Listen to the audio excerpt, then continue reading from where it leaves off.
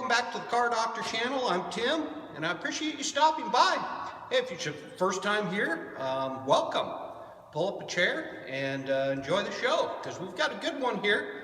We've got a 2011 Jeep Wrangler 4x that we're doing some front suspension work. We're actually going to be doing upper and lower ball joints. I'm going to do some brake work, and I'm going to put some shocks on this thing. And I am going to be dropping some links in the description of this video about parts, about recommended grease to use on these front suspension parts and procedures there. So don't forget to look down there for some clarifying information.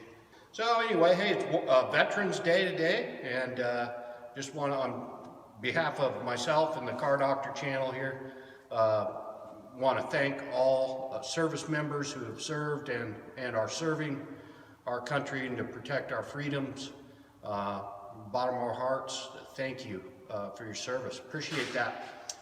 So anyway, we've done a steering stabilizer on this rig before. I think I made a video of this one. And actually we've done one since. He actually replaced it just the other day. And there's been a continual death wobble. And it's described in this TSB. There's a Chrysler TSB, let's see, reference number 19-00212, self-sustaining vibration or shimmy of the vehicle steering wheel. It speeds typically above 50 miles an hour.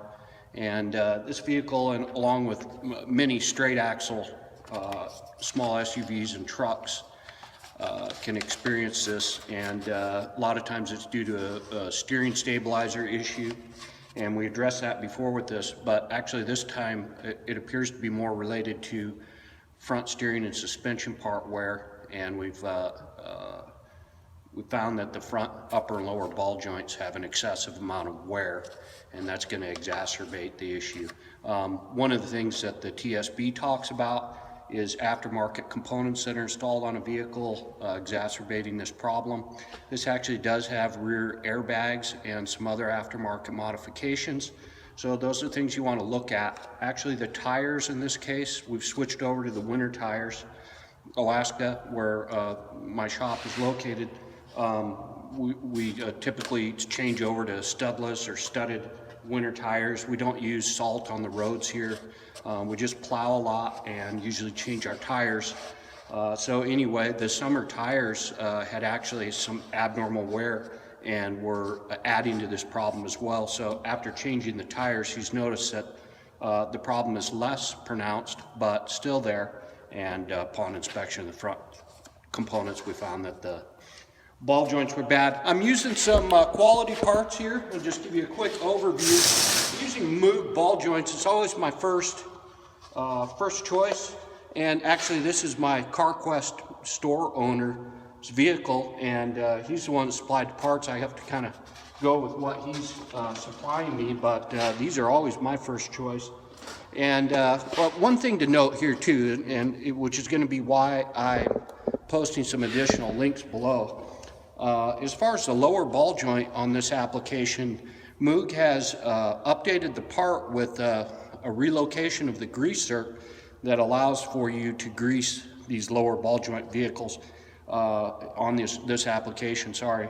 And the reason being is there's not enough clearance for the greaser in the lower ball joint to remain in there, and they've relocated the grease circ location to a spot where you can get to it with a needle tight grease fitting.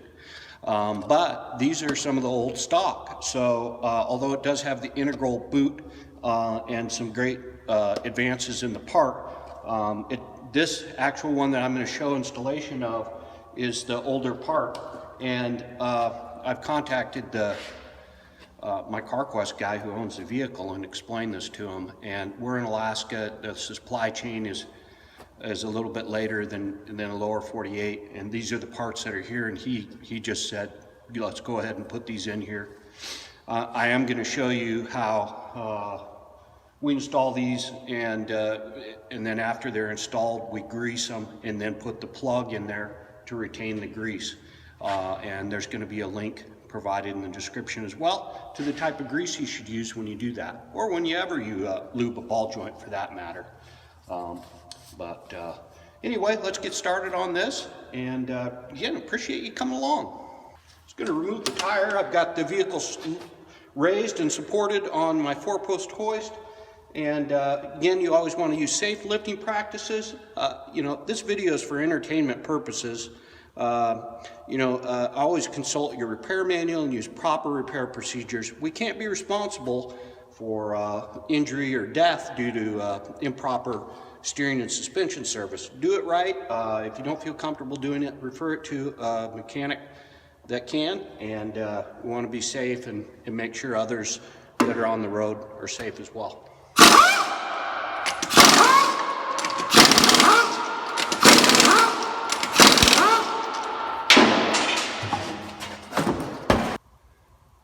Okay, now I'll just turn the steering wheel so I can access the caliper mounting bolts.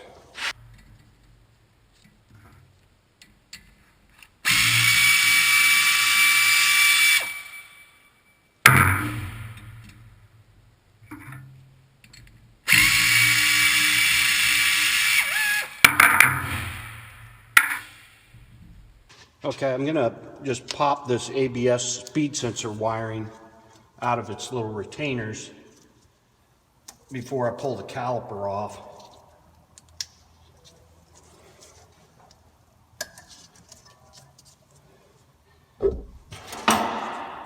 And then as I'm removing the caliper, I want to support the caliper so that we don't stretch the flexible brake hose and damage that.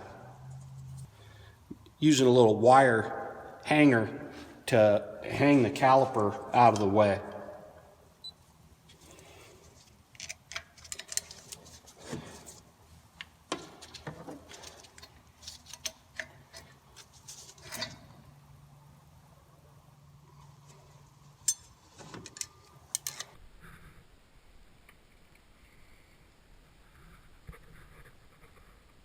Now I'm just going to remove the caliper bracket itself, a couple 21mm bolts.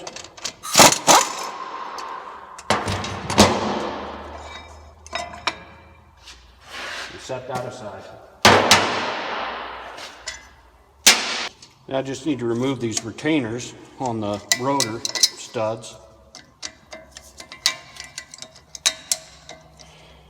Just remove these retainers so I can get the rotor in. Yeah, give a couple taps with the hammer.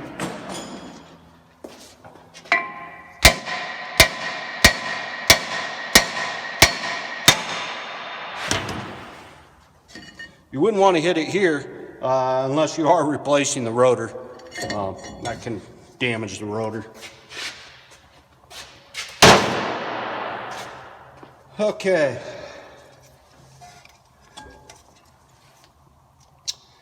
Well, at this point, I'm going to remove the spindle nut. Use my 36mm impact socket.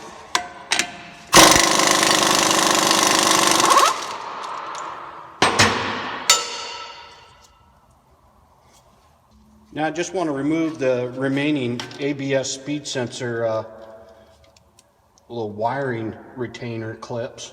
Try not to damage them. These little plastic clips are difficult to remove without them breaking. That one broke.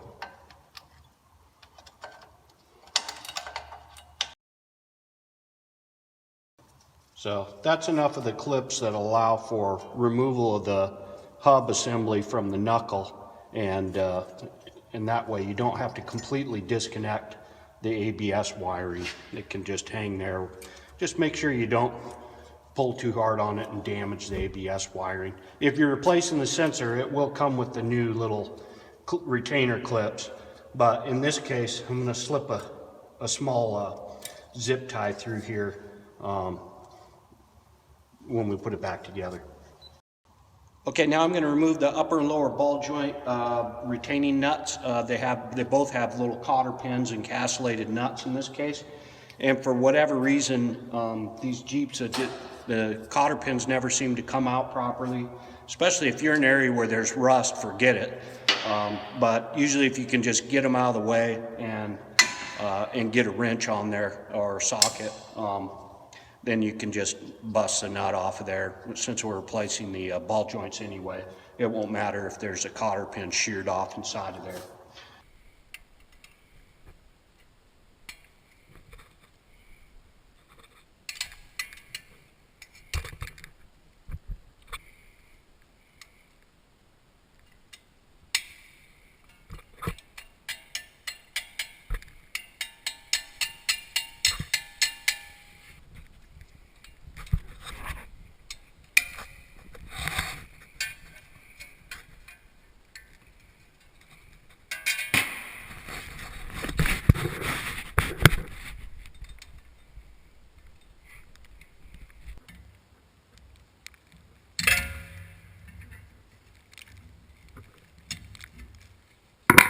Now I'll remove the lower ball joint nut.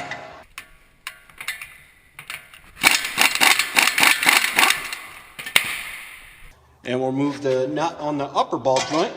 I'm using a 7/8 combination wrench to do that.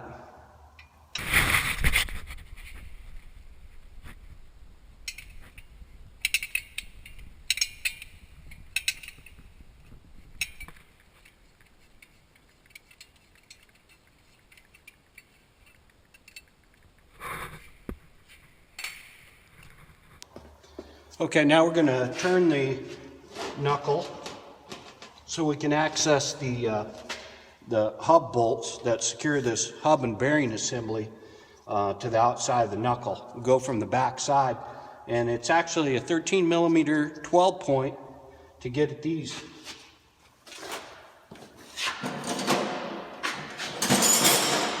And you may not have a 13 millimeter 12 point socket, which would be ideal, but you could just use a 13 millimeter 12 point combination wrench and access it that way.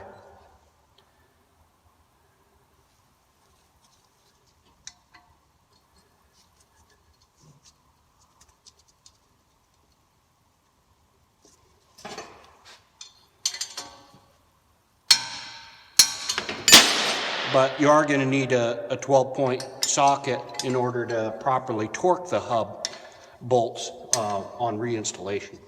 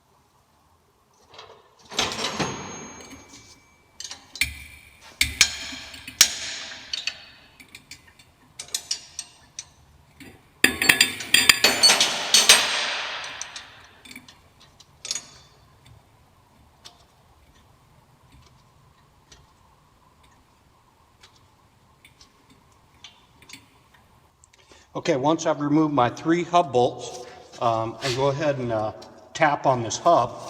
See if we can get it loosened up.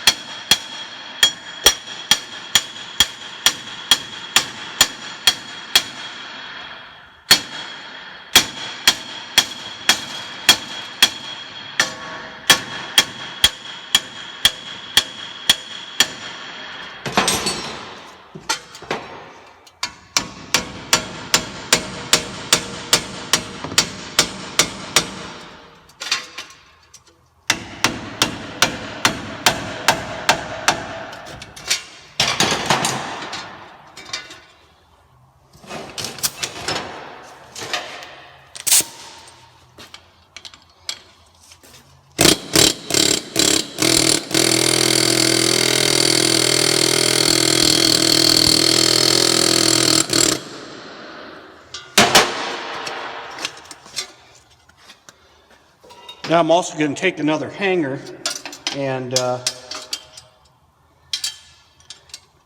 hang this assembly back on the other side here.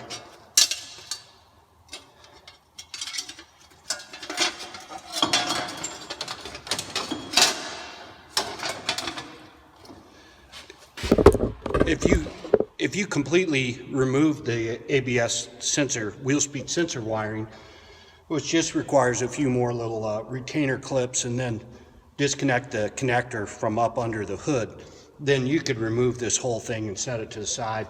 But I've decided to try to cut corners and save time by just hanging it up over there. So anyway, now I'm going to go ahead and first pop the axle shaft out. And it just should be a matter of just pulling it out. There are a couple little plastic washers that you want to make sure stay on the end of the shaft. They just keep rocks and stuff from going into the seal. And we'll set our axle shaft out of the way. And now it's time to drop this knuckle off of here, which we're just going to beat on the knuckle a bit.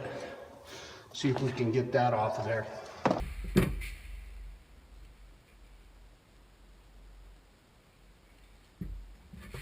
Just going to beat right on the faces of the actual knuckle assembly where the ball joint stud goes through. There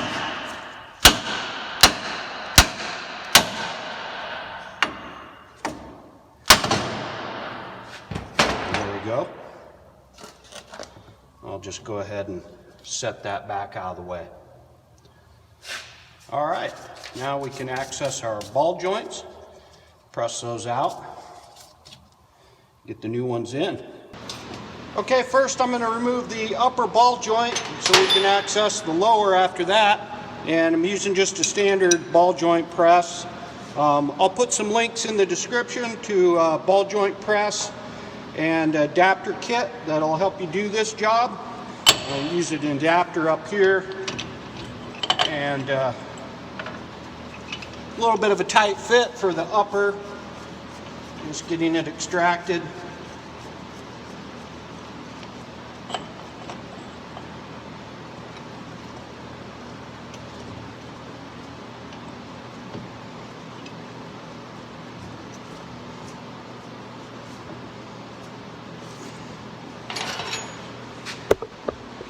I can barely fit up here, so I'm just using a combination wrench to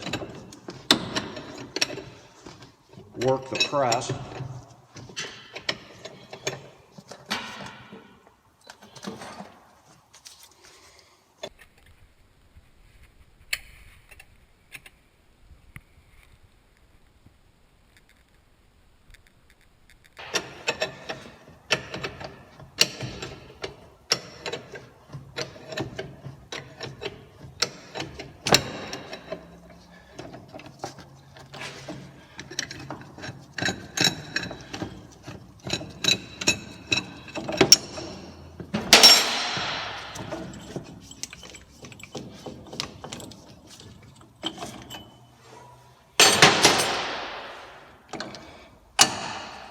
Okay, you got your upper joint out. Okay, now let's press the lower ball joint out.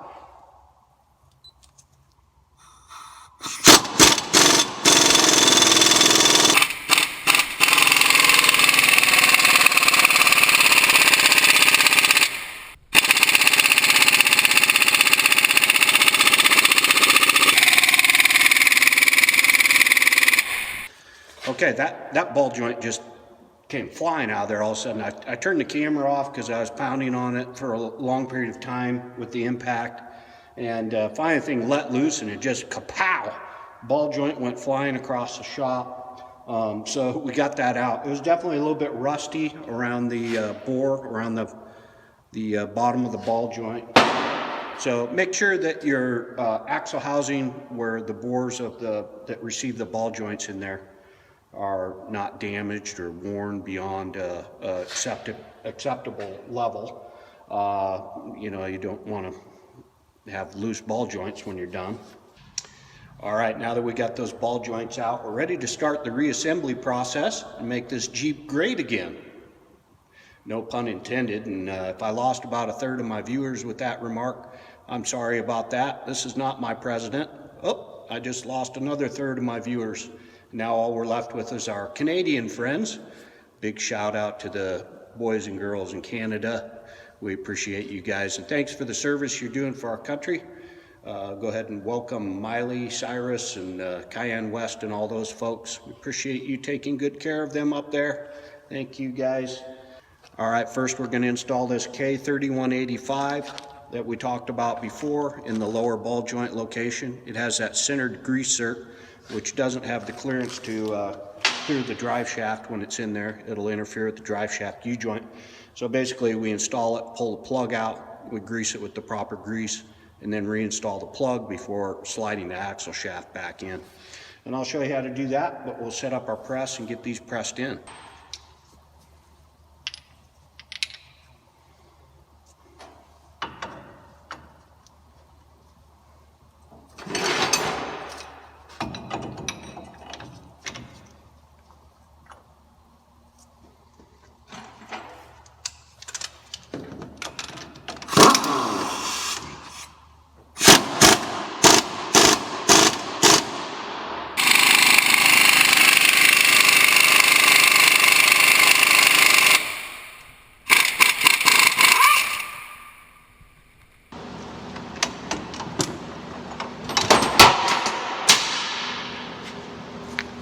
Okay, now we install the upper ball joint, which basically does have a indexing where you put the notch towards the inside of the vehicle.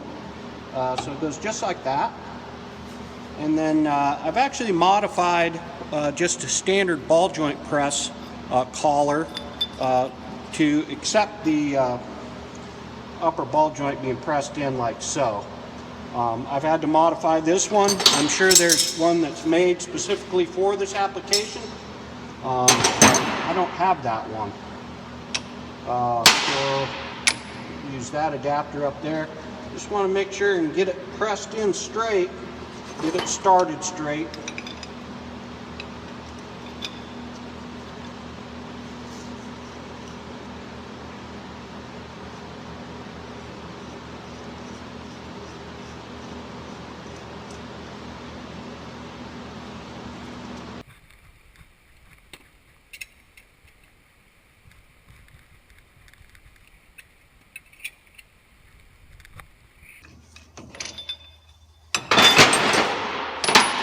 Okay, I got that in there. I'm gonna put a link to the correct ball joint adapter for this application because that wasn't it, and it kind of fought it the whole way. So there's got to be a better way, and I'll get that tool to add to my collection. But in the meantime, we got it in. So I'm going to install my grease zerks now before I put the knuckle on.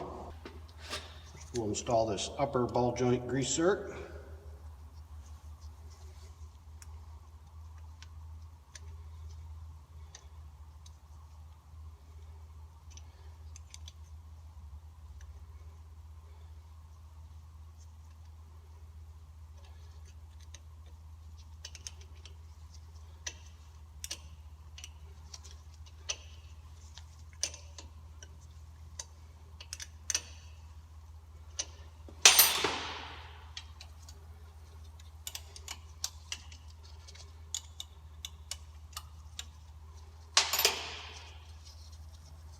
So remove the plug and install the grease zerk for the lower.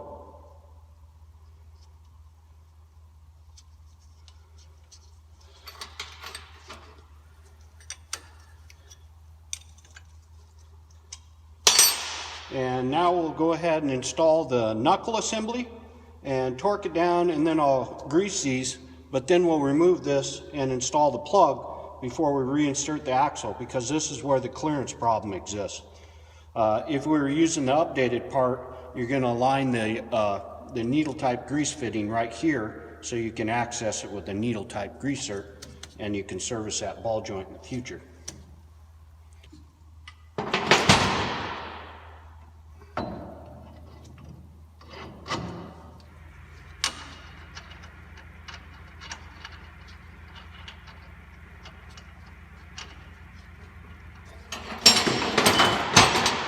Now don't forget to reinstall your ABS wheel speed sensor bracket on the bottom side of the upper ball joint. Let's see, it goes in this way.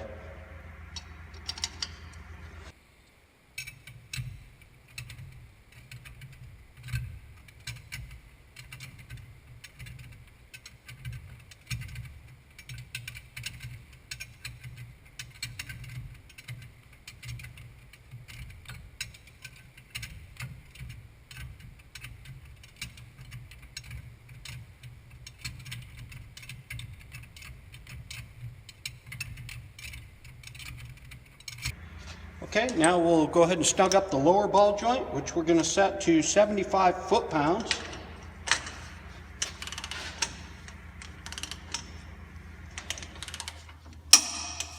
Okay, once you've got it tight, go ahead and align the cotter pin, and if you do need to rotate it at all, which I do, you want to just tighten it until it reaches the next slot that you can install the cotter pin. And go ahead and install your cotter pin.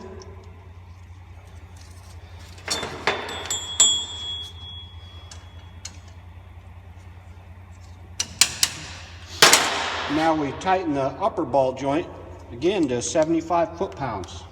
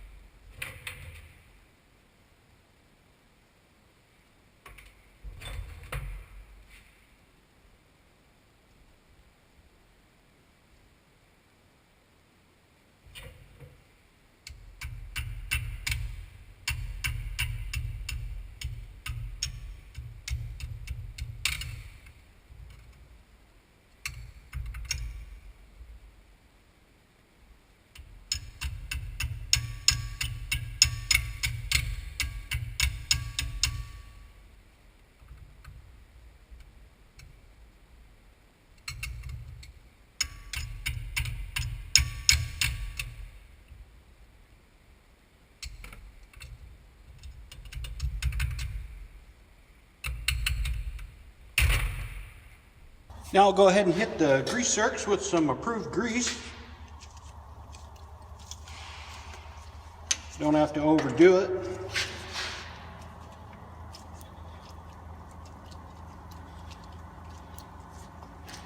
But you want to make sure and get that lower one good before you put the cap back in it. You don't just trust the lube from the factory. It is lubed during assembly, but I always recommend removing the plug, and after installation, go ahead and grease it up.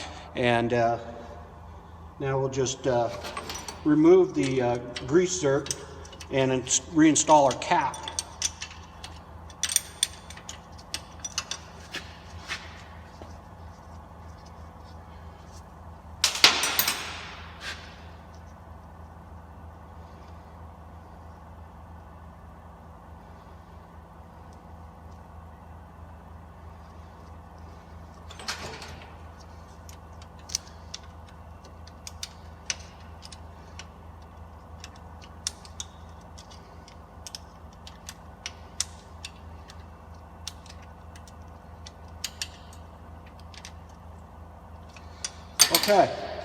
Okay, so we're not replacing the U-joints in this case. They look good. The customer has stated that they don't want to do that at this point, but you obviously can. You've got it apart. It would be a good time to service your U-joints, and I'll go ahead and drop a link to some quality U-joints that we recommend using on this application. You could also do the hub and bearing assembly at the same time.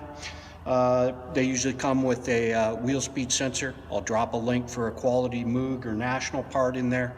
That way it's a complete repair, and we won't be back doing this over again. All right, so we are ready to slide our axle shaft back in and continue with the reinstallation process. Okay, I've cleaned up the sealing surface for the axle shaft and applied a little bit of assembly lube, and we'll just slide it back into the axle housing.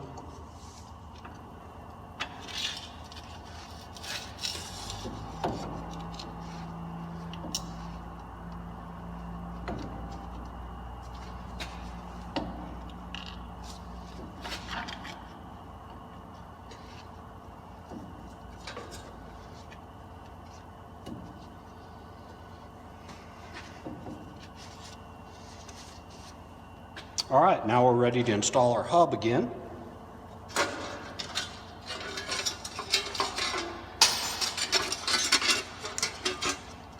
Make sure your backing plate is properly aligned and get it back on the same way it came off.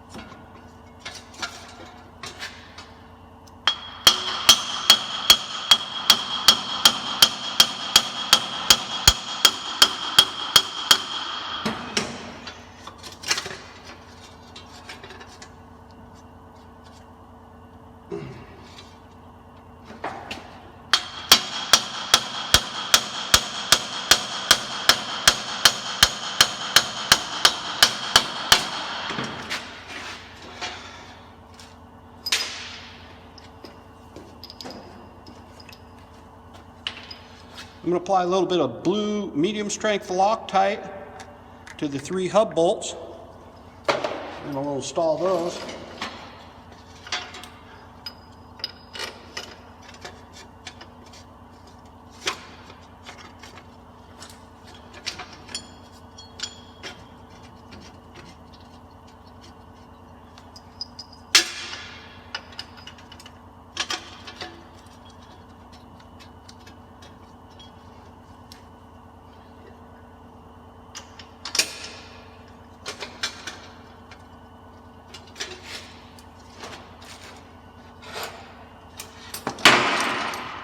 Then we'll just evenly tighten down the 3 hub bolts.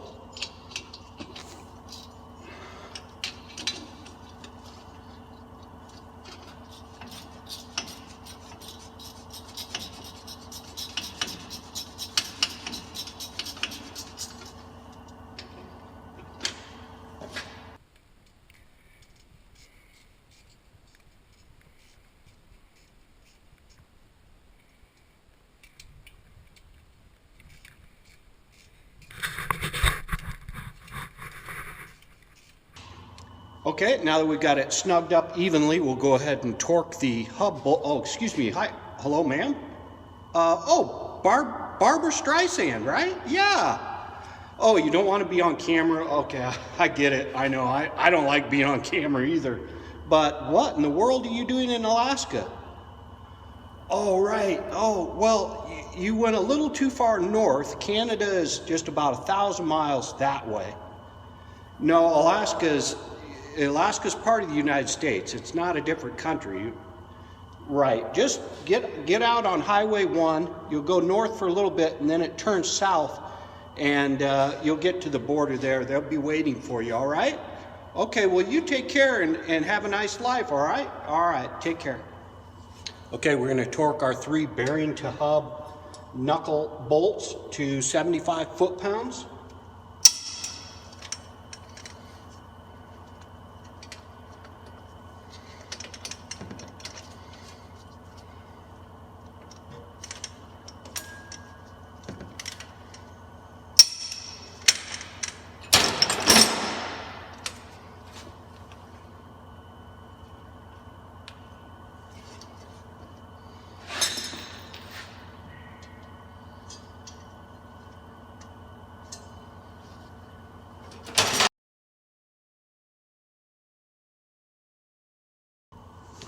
Okay, I'm going to go ahead and install our replacement rotor.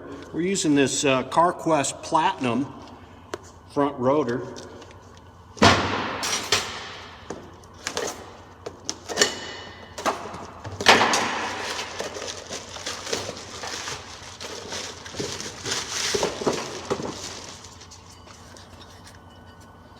Make sure my hub surface is clean.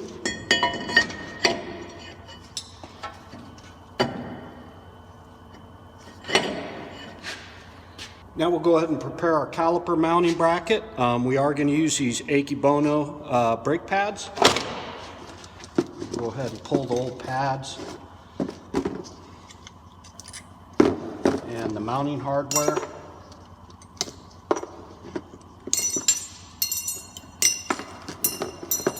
And first I'll lube the caliper sliding bolts. Use the purple ceramic brake lube. Just apply a thin layer.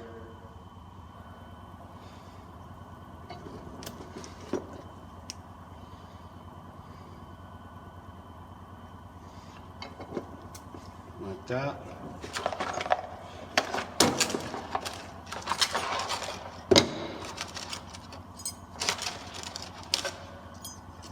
Install our mounting hardware.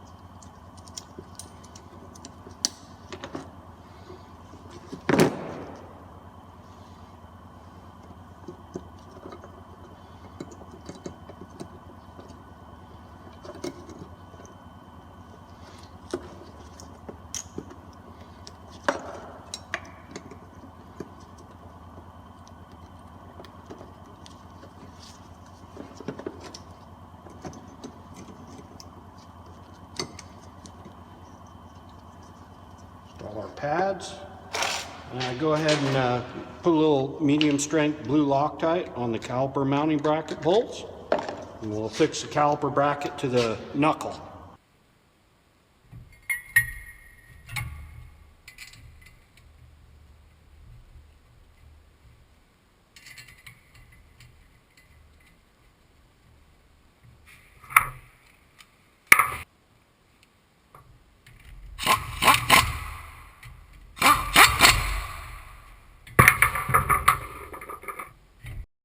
Now we torque the caliper bracket bolt to 100 foot-pounds in this case.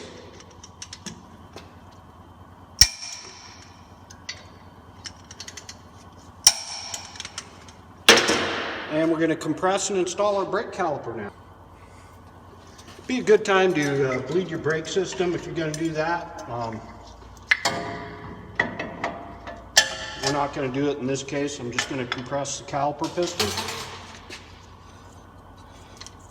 But if you do just compress the piston, you want to double check your reservoir cap after you pump the brake pedal up before you go drive the vehicle. Make sure the cap is on securely and the gaskets are sealing properly.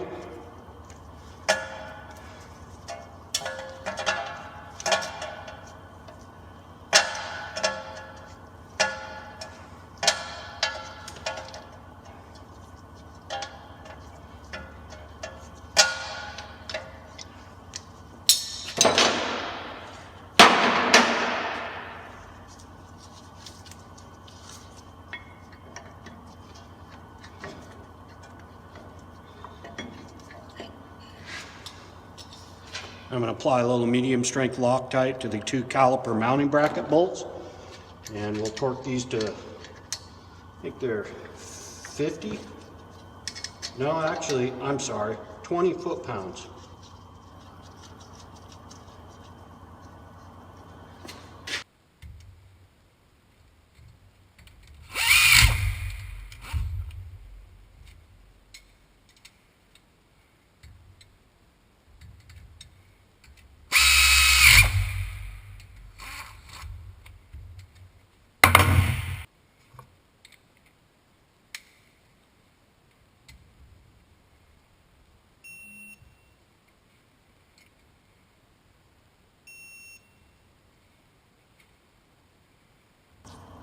Now I'm going to run down my spindle nut, just snug it up a little bit.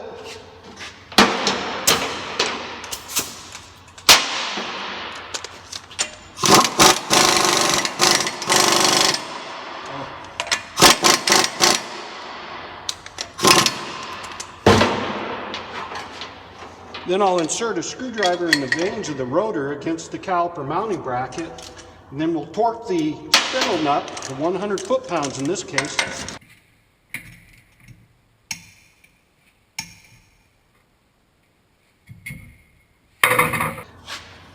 Okay, now we'll reroute our ABS speed sensor wiring, make sure it's back secured in the brackets.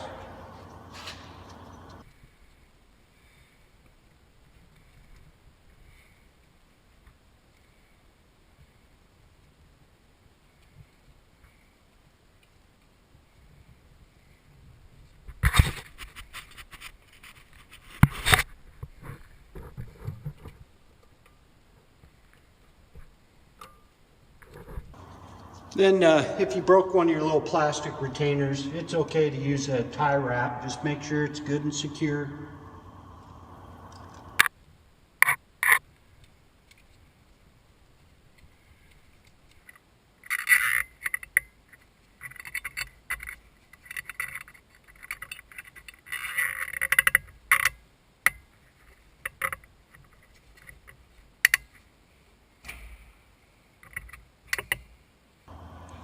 Okay, let's remove this shock absorber. I'm just going to spray a little bit of lube on the upper shock bolt. And then, see this 5/8 there, and using a 9/16 ratcheting wrench to get on that top nut. Maybe I'm not. That's 5/8 up there.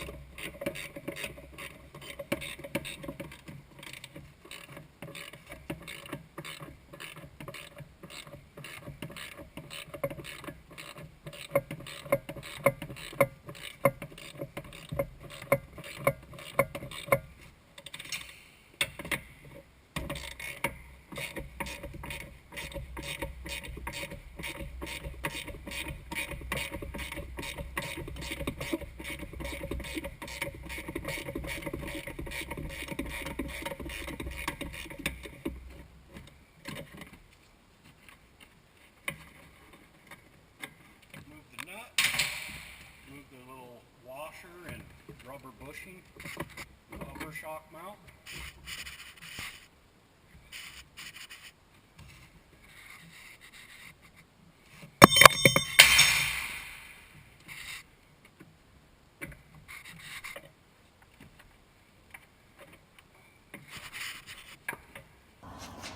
Okay, now remove the lower shock mount.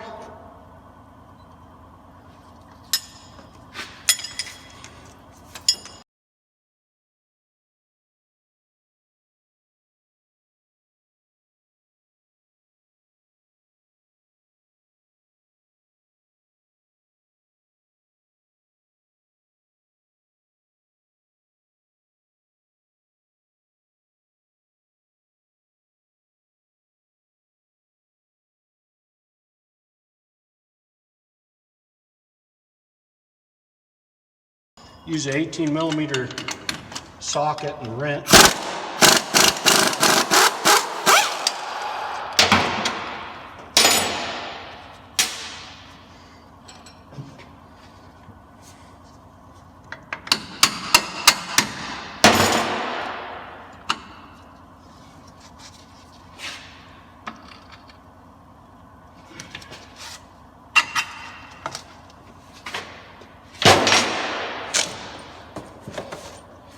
Using this Monroe OE Spectrum, Part number 37285.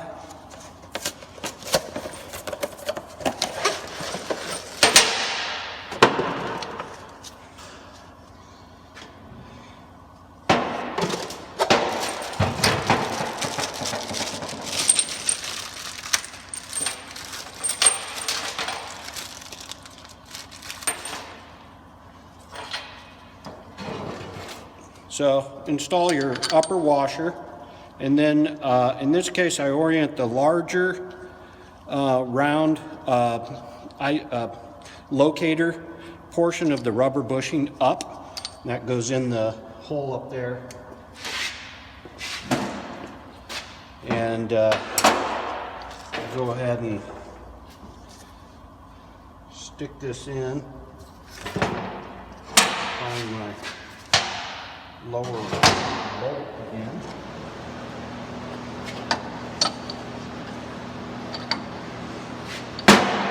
Go ahead and remove the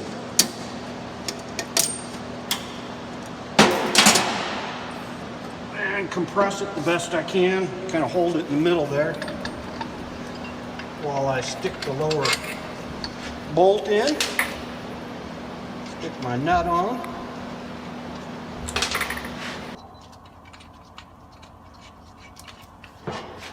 And torque that properly. And get our upper mounting bushing and washer installed.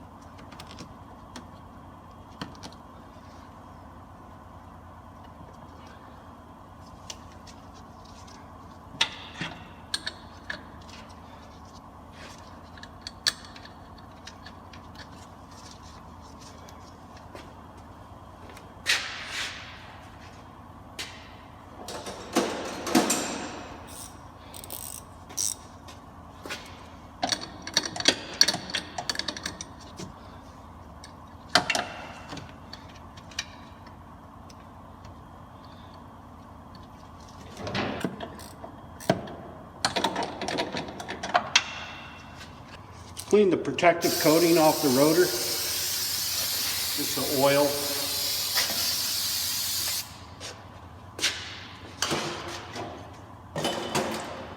And go ahead and reinstall the wheel.